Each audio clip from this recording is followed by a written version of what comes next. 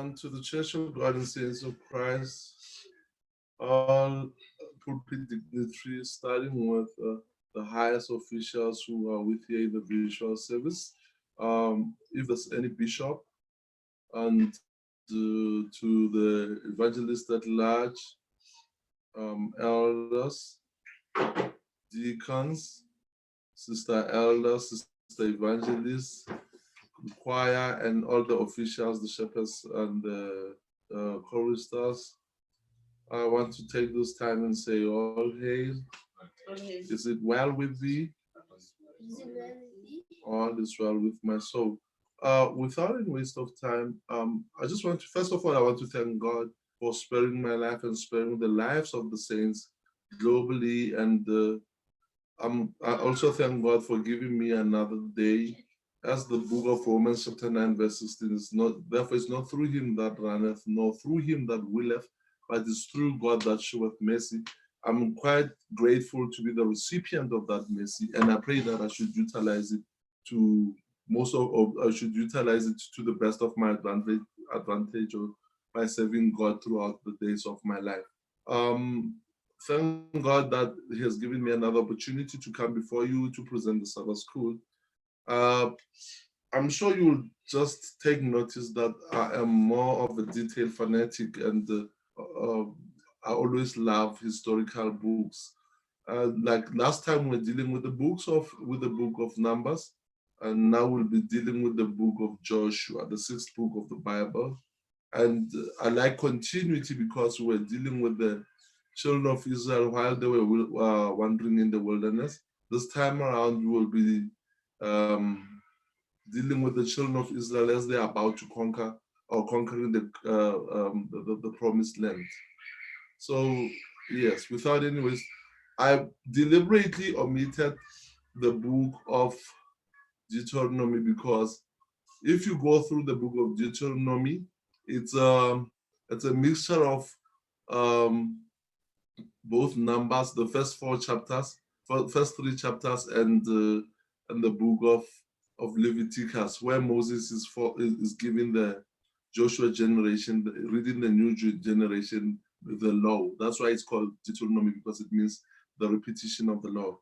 So without any waste of time, we'll be dealing on the book of Joshua. And if there are any questions, don't be afraid to raise your hand and interrupt me so that I should not go very far, and only to find that you're taking us far back.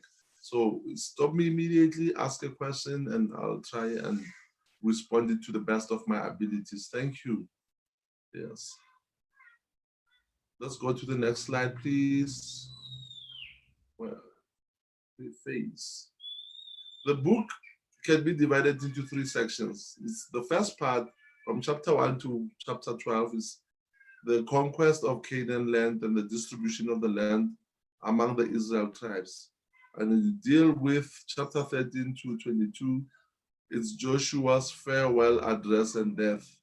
Because the possession of Canaan land was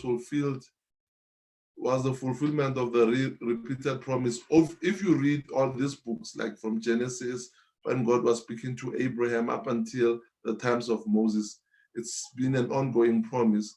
The book of Joshua has usually been regarded as the completion of the literal unit compromising of the 6 books. Those books are dealing with the settlement. I'm thinking when it comes to Joshua, it's specific, the holy wars and the settlement of Israel in the land God had promised since the beginning of the 5 books, like in Genesis, where God is telling Abraham that your seed will occupy this land and they will multiply and be a great nation. Now with Joshua, we're seeing that promise getting fulfilled. So it's dealing with that promise which God had done already before to the patriarchs. Let's go forward. I love calling it the beginning of the holy wars, but because it's mainly dealing with the wars that God had sanctioned to be fought by Israel, with the aim of getting as much land as possible and to distribute it to the 12 tribes as per God's promise to Abraham. So after I'm taking you a little bit back. I'm sure we have dealt with this before. After the water incident in Kadesh, whereby these two leaders failed to execute God's simple instruction, God told them that they will also not enter the promised land, just like the Israelites, multitudes who were 20 years and above. We remember that incident when God told Moses and Aaron in Kadesh after Moses, instead of speaking to the rock, and he struck the rock, and God told him that the same kind of fate that's going to befall all the children of Israel who are 20 years and above, you are also not going to enter the promised land. And as per God's word, Aaron died in Mount Hor, and Eleazar, his son, replaced him as a high priest of God. Moses was instructed by God to anoint Hoshea, or famously known as Joshua, to be his future replacement. He was also instructed, I'm sure you'll remember the book of Numbers, where God instructs Moses to anoint Joshua, introduce him before the people, and as well as give him some of his administrative responsibilities so that he should be experienced as far as the admin of Israel was concerned. So Moses did that, and he, as God's commanded him, he chose Hoshea, who was famously known as Joshua, to be his future replacement.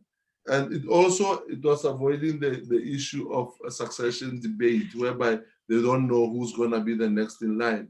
So God himself resolved that by choosing Joshua among the brethren so that he should succeed Moses.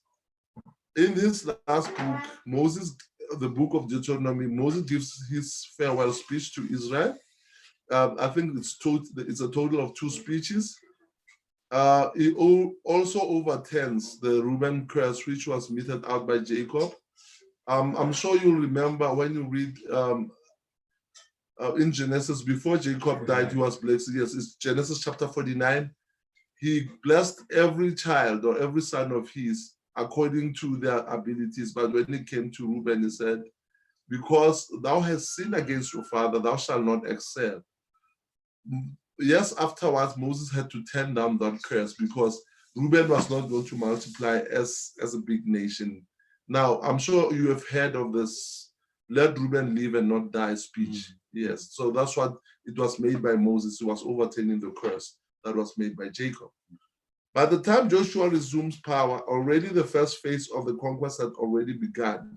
You remember I spoke about the conquest of the land of the Amorites. It was after the total annihilation of the Amorites under the powerful kings of Og and Sihon that the lands on the banks of Jordan were to be part of Israel, and Moses allocated these lands to the tribes of Reuben, Gad, and some portion of the Manasseh tribe.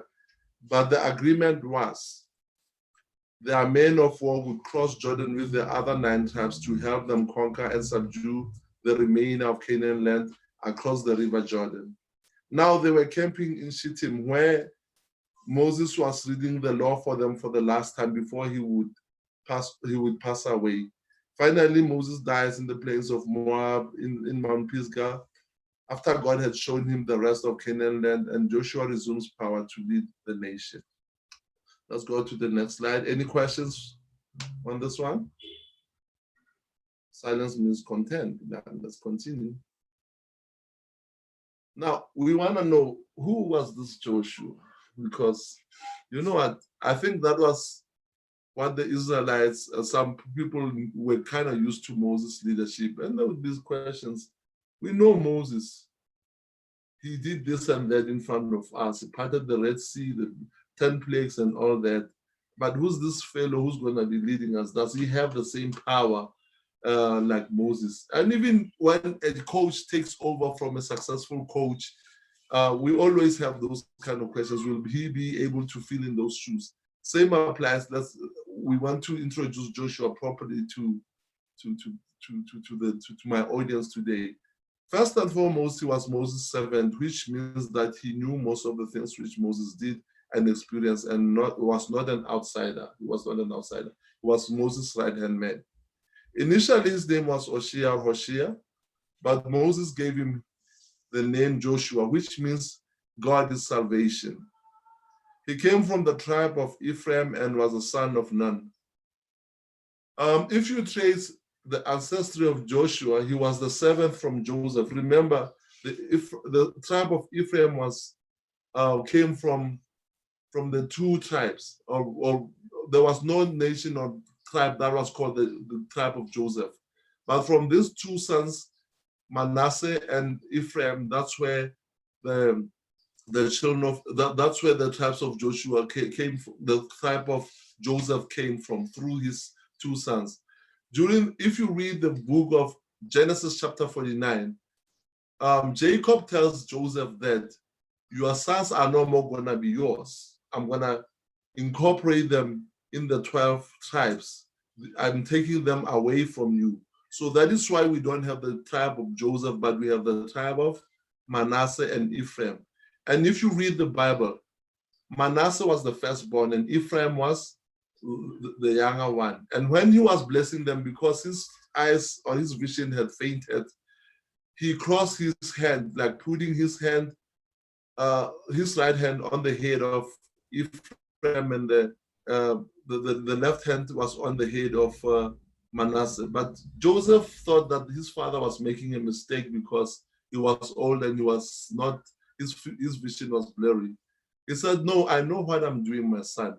Both of them are going to be great nation, but the smaller nation, Ephraim, was going to excel than Manasseh. And exactly the second leader after Moses was from the tribe of Ephraim. And that's where Joshua or Hoshea come from. He's the seventh after Joseph. He led the armies of Israel when they were attacked by the Amalekites, and by God's grace, he was able to prevail against them. You'll read, I'm sure you all remember that incident when they were wandering in the wilderness, when the Amalekites came in and just attacked the Israelites. And Moses was sent up to the mountain, and Joshua, well, Aaron and Hur were holding up his hands. When his hands were down, Israel armies would be defeated. And when his hands were up, Israel would prevail. So they came up with the plan. Aaron and Hur, the other one upheld Moses' right hand, and the other one was holding Moses' left hand up until the battle was won. And the commander in the field, it was Joshua himself. So he had experienced both. He had, both as an army commander, he had that kind of experience, as well as some administrative duties. He had some experience because he was the right-hand man of Moses. He was with Moses. If you read Exodus chapter 32, when he went up, this is Joshua's CV, by the way. Very impressive, right? He was with Moses when the latter went up to fetch the two tablets in Mount Sinai. You'll remember when they came back from the mountain after 40 days. Moses was asking him, now there's a noise in the camp. What is this all about? Is it the noise of war? Joshua would know more about war. Then Moses said, no, this is excitement. This is not even war. So that's how close he was to his master. And he was among the 12 spies. Remember when we read about the situation in Paran in the previous book? That's why I love the books to go this way, so that they should be nicely linked. It should nicely flow. He was among the 12 spies who were sent by Moses to spy in Canaan land. Remember, each and every man who was sent was representing his tribe, and they were princes of their own tribes, meaning that Joshua was a prince of the tribe of Ephraim.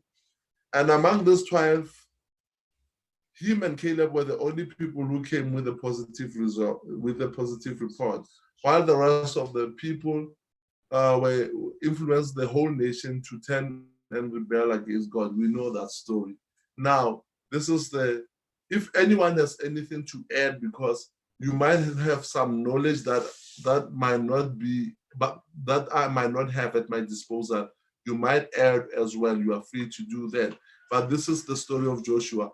If your Sabbath school teacher one day asks you what's the real name of Joshua, and that today you will know that he was initially was Hoshea, but Moses gave him the name Joshua, which means God is salvation.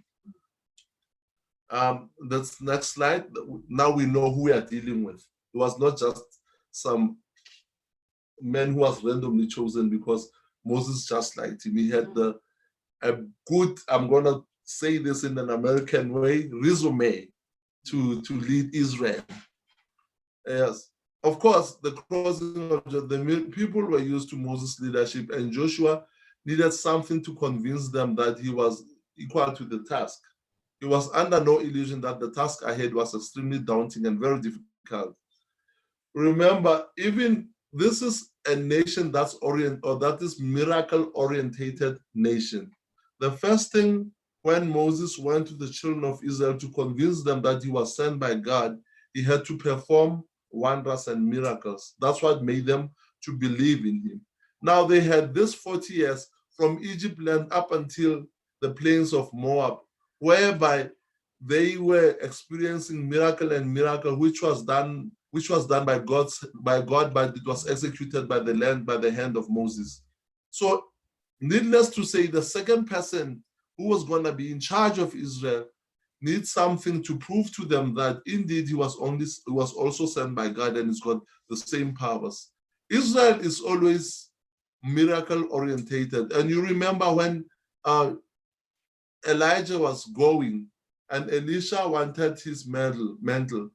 The first thing he did was to see if he's got those powers, and the sons of the prophets were watching him from a distance. After he grabbed the mantle of Elijah, the first thing he screamed and said, "Where's the God of Elijah?" And he hit the waters of Jordan with Elijah's mantle, and the water were able to part. Meaning that if you read about the parting of the river Jordan, it happened 3 times by Joshua, Elijah, and Elisha. Yeah. Now, going forward, firstly, God had to reassure him that he will be with him all the way. I'm sure it's even in songs. As I was with Moses, so shall I be with you. It's Joshua. If you read Joshua chapter 1, verse 5 to 9, God tells him that let the book of the law be in your eyes all the time. Meditate about it all the time. Fear thou not, for I am with thee. So God was giving him assurance. So to reach Canaan land, because you remember they were still on the other side of Jordan. And they really, way back then, and even if they were to build a bridge, it was going to take a lot and lots of engineers and resources. And nobody would cross Jordan at that time. You'll see why it was a miracle that the land of Canaan proper, because the other part, as I've already said in my last lessons, that the other portion which belonged to the Amorites was already, Moses allocated that part. It was part of Canaan land. Gilead and other parts, Mount Hermon and all that, were already part of Israel, but they were given to the 3 tribes that I've already mentioned, the Gadites, the Reubenites, as well as some portion of the tribe of Manasseh. Now they had to cross the river Jordan to the land which God had promised Abraham, Isaac, and Jacob. Now they needed to cross the river. To reach they had to overcome formidable obstacle in the form of River Jordan. So Joshua needed a miracle to convince this multitude of Israel that indeed God was with him and he wasn't just a mere token or favorite of the previous leader. And when they were about to cross the Jordan River, Joshua instructed the Levites to take up the ark. And the rest of the nation had to follow.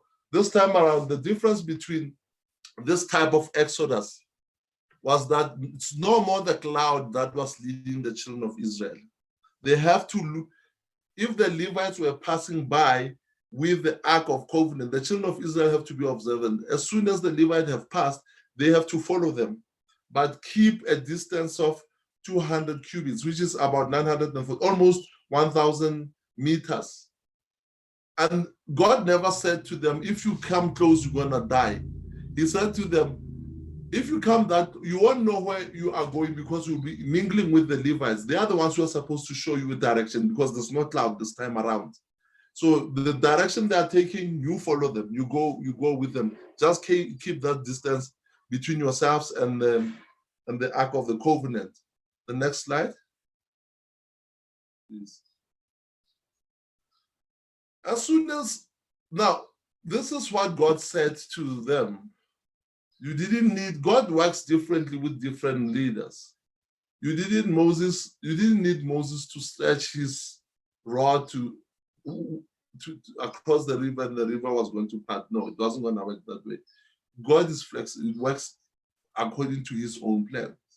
So this time around, it was, as soon as the feet of the priests who were holding the ark touched the Jordan waters, the river would be cut off and the waters would stand a heap on one side. They did not have to reach the river proper to get the feet of the priests wet. But during that time, I want you to listen to this. But during that time of harvest, the river would outflow its banks and reach the nearby villages. God did this deliberately because had the river been dry or a little bit low, all the nations were going to say, yeah, it was an easy task because Jordan was almost dry. Jordan was almost, the waters were low. But what happened here, the river was even overflowing. And as soon as, remember what the instruction was, as soon as the priests who were holding the Ark of the Covenant, as soon as their heels are touched by the water, because all along, before this, I thought that they had to reach the river itself. And as soon as they dip their feet into the river, that's when the water will start retreating. But no. But as soon as in the nearby town where the river would be outflowing, as soon as they touch those, they get their feet wet by the river would retreat. And when they were about to cross Jordan, there's one instruction I forgot to include it here. When God told them that they should sanctify. Remember when they were in Mount Sinai, God told them that they should sanctify themselves for 3 days before they could go up to Mount Sinai or close to Mount Sinai. This time around, God said the same thing, that before they should cross the river Jordan, they should sanctify themselves for 3 days. They were still camping in Shittim, which is on the other side of Jordan. And when they were they cleansed themselves and came that, when that day comes, okay, they followed the Ark of the Covenant, which was at the front of the whole nation. Not even Joshua would be in front of the Ark of Covenant. It reminds me of the marching we do the last day of the Holy Convocation. The first person to be at the front is the shepherd boy. Doesn't matter if you are a bishop or you hold a high position, they all follow the shepherd boy. So same here, the ark would be 1,000 meters away and the nation would follow. Just like we do in our precision marching, that we shouldn't come as close as possible. And even when the shepherd boy goes to bow, he's ahead of everyone else and we all follow. So I'm just trying to bring that home. So the priests were ahead and the nation was 3,000. And we remember the manner in which the nation would leave their camps. We have dealt with that already. That's why I wanted us to deal with the book of Joshua, so that whatever is said here, you should always take your memory back to what we've said. So as soon as they came to a nearby village because it was the time of harvest and the souls of those priests were as soon as they set their feet in the Jordan waters, then the river, as they say, the river was able to retreat. Unlike the Red Sea, which parted in two, Jordan behaved differently. One side, water, the waters formed the wall on one side, while the other side went dry. So as soon as the foot soles of the priests were bearing the ark touched the waters nearby river, the waters immediately retreated as far as the city of Adam. I don't know how far was Adam from where they were, and those that came down towards the sea, and the waters that came to the sea plain, even the salt, if each and every river has to deposit water into the sea, and that's why they were touching that. Even those that came towards the sea of the pain and the salt water failed and were cut off. That water was cut off; it never flew up until the children as the people passed over right against Jericho. The priest had to bear the ark of the covenant of the Lord. They stood firm right in the middle of the river. Remember, as soon as the feet touched the the waters retreated, and they went inside the water, the river itself, and they had to stand right in the middle of Jordan as the children of Israel passed to the other side. All Israelites passed over on dry ground until the people were passed clean over Jordan. The priest who led the crossing stood there till everybody crossed over. The next slide. It was such a procedure. 12 men from each tribe were prepared. God in the other chapter tells Joshua that they should prepare men from each tribe. Were instructed each to take out a stone or a boulder in the midst of Jordan and carry them with to Gilgal, which was a place where they were going to encamp and would serve as a sign that they've crossed the river Jordan. And if you read that chapter, because I didn't include everything, you'll find out that God tells them, if your children ask you, what are these stones for? You'll tell them that this was a token or a sign that we crossed dry Jordan and God made the river to retreat. So Joshua placed other side of stones. Remember, they took stones out of the river. That's going to serve as a sign. Each and every one was going to, well, each and every tribe was represented by one man. They were going to put these stones where they're going to encamp. Now, as this means the priest was still standing in the midst of the river with the Ark of Covenant, Joshua instructed them to put other sets of stones right in the middle of the river, because as soon as they leave that place, the river was going to come back and flood again. And then if you read Joshua chapter 4, that was going to serve as a sign that indeed they crossed. And if you continue with that chapter, it says, to this day, you'll find that erected monument below the river, which Joshua made. So there's two sets of stones, the one which were taken, so that when the kids ask or the children ask, God, it's because God made us to cross over Jordan. The second one was made with God. It's a covenant between the children of Israel and God. Joshua placed them in the midst of the river. So all in all, there were 24 stones, the ones which were taken away and the ones which were planted right in the midst of the river. So, which means that the priests who were the first one to get in, remember they were leading, and they were the last one to get out of the water, so that the water the river should flow again as normal.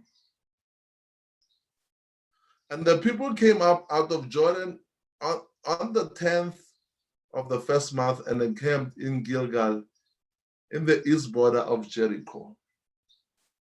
And those 12 stones which they took out of Jordan, did Joshua pitch. This is extraction from the Bible, the way it is. Joshua pitched in Gilgal. They were pitched in Gilgal, the very same stones that he took. I'm sure we have monuments and all sorts of monuments, and if permanently those stones were left there, children of Israel would know, because we forget, and we need something that will be a memorabilia that will, whenever they ask, oh, this is to commemorate the crossing of Jordan. That was what it was meant for. It was in Gilgal. So Joshua passed the test. Remember, I said they still needed to see if he was the kind of leader they wanted, the kind of leader who would be able to match the task of leading this great nation, which is miracle orientated. So Joshua chapter 4, verse 14 says, that day the Lord exalted Joshua in the sight of all Israel, and they revered him as all the days of his life, just as they had revered Moses. So, yes, so it goes without saying that if you are a leader, you have to prove a point. That's basically it. You have to prove a point that you are equal to the task. So this is River Jordan and its geography. You can see it was an aerial photo shot. It's like a snake, the way it zigzags. And I'm showing you the wideness of the river on the other picture, so that you should not think that it was just a small stream. That's why they were able to pass. So Now we go to geography so that you should be able to understand, and they are explaining everything, that Jordan River is at full flood stage in spring, carrying the runoff of more than 7,000 square miles. That's the river of a territory. The river would flow 7 square miles out of its own boundaries. That includes the west side of Mount Hermon in the north, the mountain around Galilee, and the east side of Canaan's hill country. Rainfall around Palestine is primarily in the winter months. Remember, anyone who has done climatology or geography, the Mediterranean part of Europe, those who are in America, California experiences rainfall not in summer but in winter. South Africans, people in Western Cape knows what I'm talking about. Cape Town experience their rainfall during winter months. Same applies. Palestine experience winter in their winter, rain during their winter months. So afterwards, similar to the Mediterranean fall in Cape Town, the early rains or from fall in October. There are three types of rainfall or kind of rainfall they experience, with most precipitation occurring from December through Feb. Remember, December, Feb, that part of the world, it's winter. The latter rains occurs in April, that's autumn. And the scripture says now that Jordan is at full flood because it got the rains from December up until that time of the month. So it was really full, it really overflew its banks, it overfloods. And now the Jordan is at flood stage, and during the harvest, speaking of and they have that time of the year, they harvest barley. It takes time during the April following the spring. April was also the month of the Passover. So yes, this is in pictures to show you how it all happened. Remember, they were from they encamped in Shittim, which was in the Moabite country, where Moses would read the law for them for the last time before he'd fall asleep. And after falling asleep, before falling asleep, he would hand over to Joshua. They would cross, and the first city, you read chapter 6, we know the Battle of Jericho and all that. They would encamp in Gilgal. That's where Joshua would set up his camp. So I'm trying to illustrate in pictures that the Levites would, the priests would lead, and the nation, it will be Joshua afterwards, and the nation will follow. Nobody would come before the priests. The priests were the ones who were leading the path. Yes, we can go to the next slide. Now we're dealing with the encampment in Gilgal, from Shittim to Gilgal. When they were on the side of Jordan, before they crossed the river, they encamped in Shittim, I've already said. And for them to reach Gilgal, they had to travel about 13 miles. It was not such a long distance, but I don't know in kilometers what it is. They traveled 13 miles. Then God commanded Joshua. Remember, you wouldn't camp in a place which you think you like. It was God's commandments that will tell you that we're supposed to camp here. In Moses' times, it would be the cloud. God would show that by a cloud. But then this time around, things happened differently. God commanded Joshua to encamp in Gilgal, and it was going to be his base till they had conquered all of the Canaan land. Anyone who knows anything about wars, you choose where you will be encamped, where you will have your food, where you will have your hospital, where you will have all your supplies and everything. That is going to be your base. That's where you also make the plans and stuff like that. That will be your headquarters. So God chose Gilgal to be the first place in the promise. Now they're in the promised land proper. They are across Jordan. The first place they settle in, if the Sabbath school teacher asks, is Gilgal. That's the first place where after crossing Jordan, they had to encamp. So a lot of things happen. The name Gilgal itself means a circle of stones, and it appears 39 times in the Bible. Lots of things happen there. Firstly, Joshua was instructed to circumcise all male children who were born in the wilderness during the Exodus, during their Exodus. Exodus meaning not Exodus the book, but Exodus the act, when they were traveling. So, meaning that all children who were born in the wilderness during that 40 years detour, the sons were not circumcised. So to reach the promised land now, that after they've reached the promised land, Joshua was told that all of those men, they were now young men, of course, they had to circumcise. After 40 years, mark this one, it's a very important one, I love. After 40 years of free bread, manna ceased on the morrow after they had eaten the old corn of the land. Neither had the children of Israel manna anymore, but they did eat the foods of the land of Canaan that year. Now, remember, when they were in the wilderness of sin with Moses, you read Exodus chapter 16, and God told them that He's going to provide them bread from heaven and to test them if they will follow and do His commandments. That was the beginning of free meals. They didn't have to hunt. They didn't have to bake that much. They didn't have to do anything because they were going through the wilderness, and anyway, they were frontier people. They didn't have time to start planting and harvesting. So God was providing them free bread. I'm not gonna dwell that much on it, but that whole setup stopped in Gilgal. From the wilderness of sin to Gilgal, that's where it stopped altogether. Then they started to eat the foods of the land. And the first Passover in the promised land after they had left Egypt, if my memory serves well, they never had any Passovers other than the one they had in Egypt land. So this was the place where they held their first Passover. They circumcised. They started eating from the land or living from the land, and it was Joshua's camp. So that's where Joshua met the angel of the Lord, just like Moses. He told him to take his shoes, to take out his shoes, or take off his shoes, rather, in proper English, because he told him that he was standing on the holy ground. This was the angel of war, or the captain of the Lord's host, that was going to be sent to lead the armies of Israel. That's why when we sing this song, the Lord has sent his angel down with the sound of a trumpet. I hear a lot of people saying that, and he told us to lead Israel on. No, he didn't tell us to lead Israel on.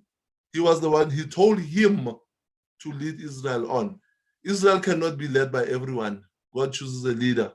So choristers out there and everyone, let's correct that part. I know it's because we learn songs from verbally, like when we sing. So I hear, and he told us to lead Israel on. It said, and he told him to lead. He has sent his angel down.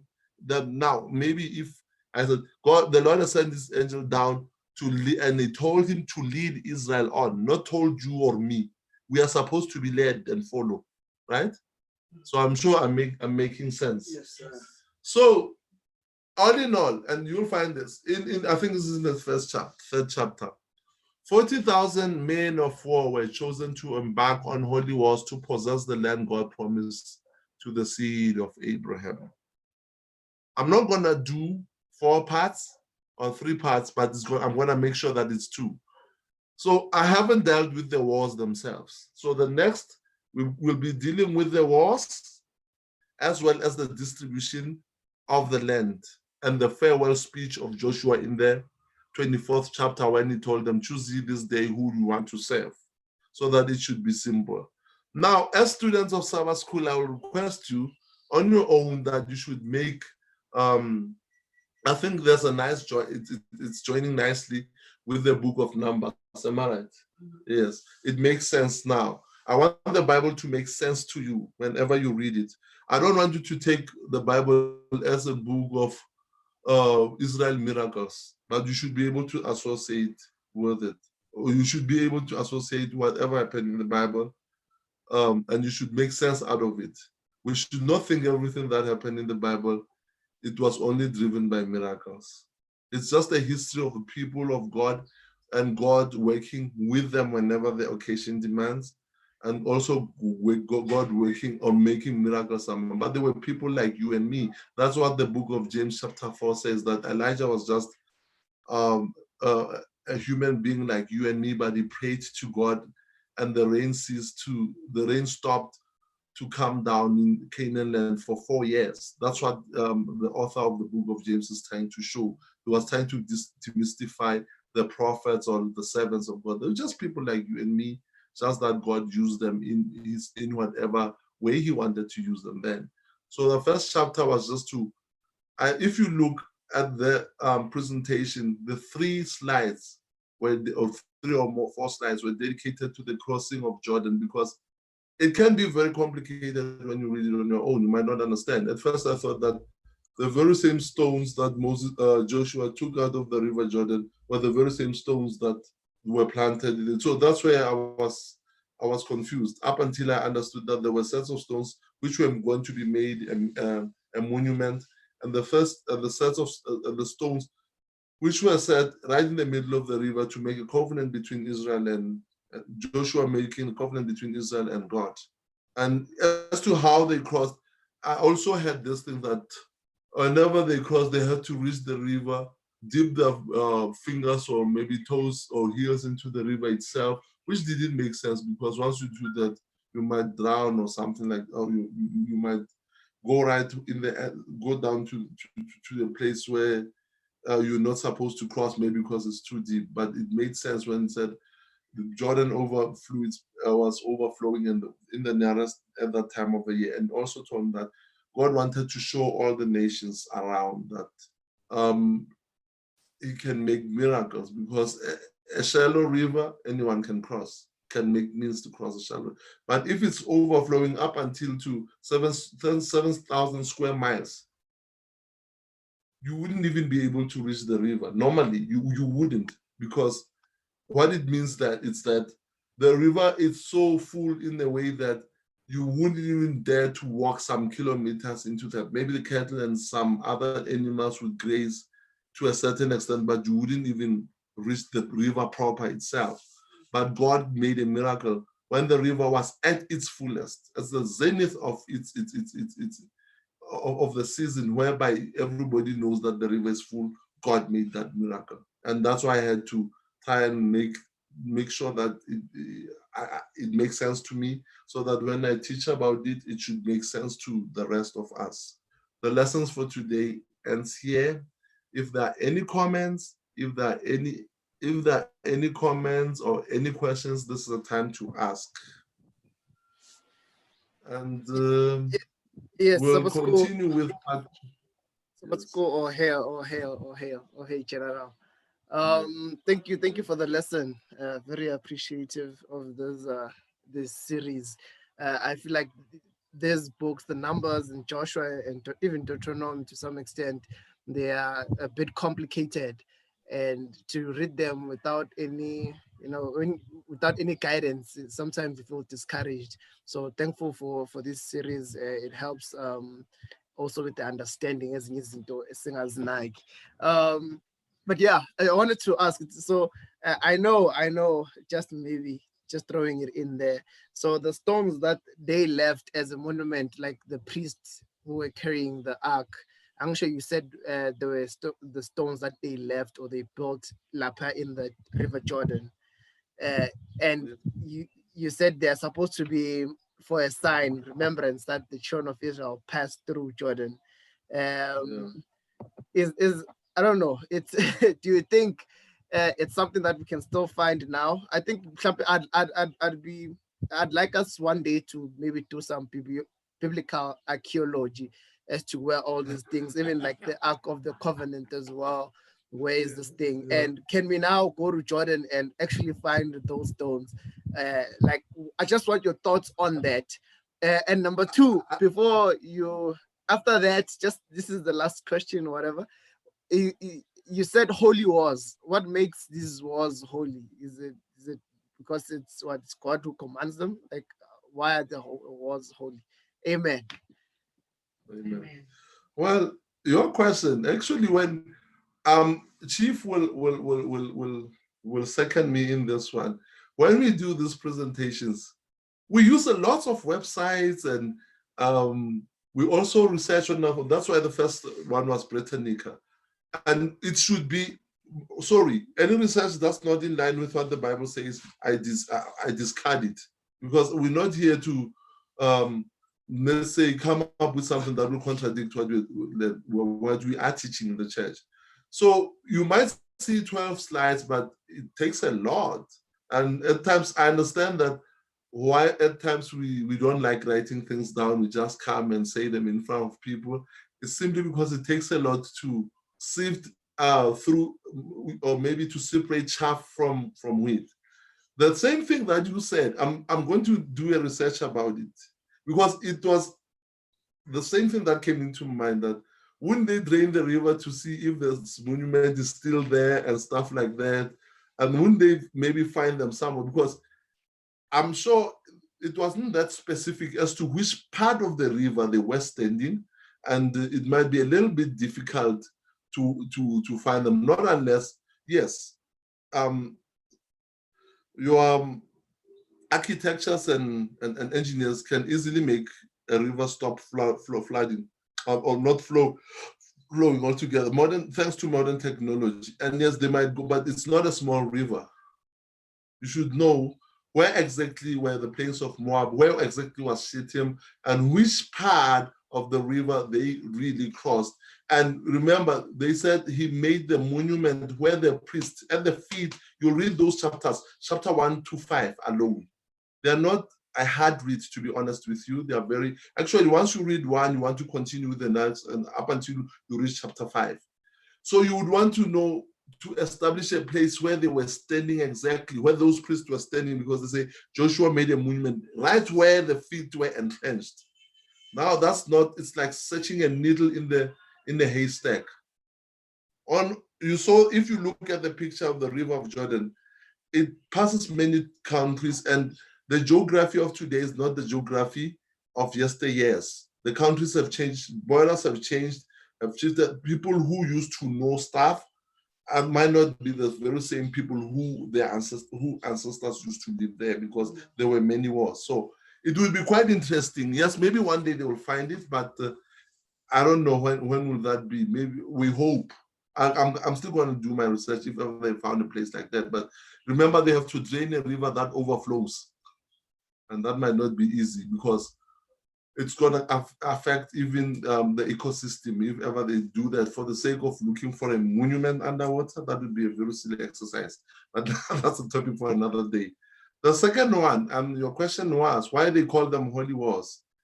Usually when nations fight, it's because of a dispute that might arise, maybe for land or any other thing. It's a war between two people. But these types of wars, they were the Lord's wars, and the Lord is holy. We call them holy war. Even the jihad gets its name from those wars. Those were the wars which were sanctioned by the Lord himself.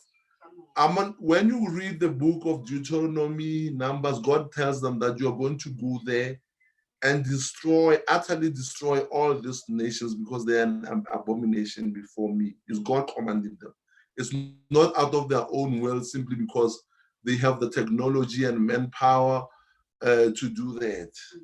But simply God has told them to go and conquer the land. That's why we call them the holy wars. Now, to show that their significance to Joshua, to Israel, and how holy they were, God sent an angel down before they begin. He said, and if you read in Joshua chapter 5, he's called the captain of the lords of hosts. Joshua might be the physical commander they all see. Remember, the only person who met this man, the mysterious man, was Joshua in the book in Gilgal, who was holding his sword was already out of its sheath. And Joshua asked him, "Are you for us or against us?" And the man told him that neither of the two. No, I don't remember. He said, "Nay, take out those shoes, because you are standing on the holy ground." And Joshua fell at his feet. And then it was the man of the holy angel of God who was going to lead Joshua throughout the wars. Remember, I said the wars to conquer Canaan land. I want you to mark this. Please don't forget this. It took Joshua 6 years to subdue 31 kings of Canaan, because 7 is a very significant number in Israel. And on the 7th year, they rested from all their wars. So this were going to be long, very long campaigns. 6 years is not something you can just sniff at. World War I took 4 years, and it killed many people. World War II from 1945 to 1939 to 1945. It's 5 years of warfare, non-stop. So these were going to be long campaigns, going in to conquer and subdue a nation, coming back to the camp, and all of that. So Joshua, as a strategist and a competent leader, wouldn't have done it on himself, all alone, one way or the other. 31 kings. One day they were going to, if ever he was going to use his own intuition and wisdom, they were going to finally catch up with him and study his tactics and be able to defeat him. That's what happens in a lot of countries which were very powerful and later on were defeated. That's what happened to Hannibal. He fought the Romans for 15 years, right in the Italian peninsula, conquering and destroying them. But they were able to read his strategies, because whether we like it or not, we have our own way of doing things. Everything you do has your own fingerprints. So after the Romans studied his strategy, and in the Battle of Zama, they were able to, he only took one battle to defeat and subdue the power of Hannibal, who was a thorn in the flesh to the Romans. And for nice 15 years, he was riding from conquer to conquer. But Scipio Africana, one of the best generals in Rome, was able to use his strategy against him. So Joshua, as time goes on, they were just going to see how he was, his modus operandi, or his ways of doing stuff, and they were going to find out and defeat him. But now he was led by a power, a superpower, or the power from above. God even sent an angel down to lead his armies on. That's why they were called holy wars.